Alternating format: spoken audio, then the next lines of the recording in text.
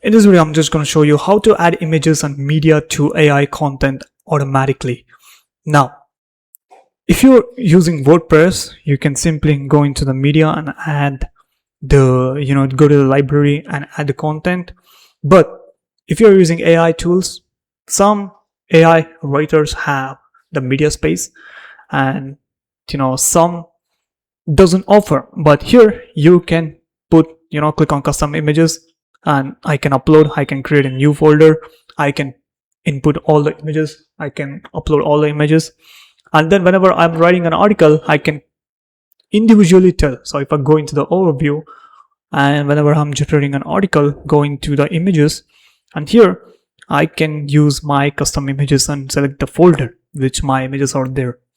So that's how you add images and media to AI content automatically.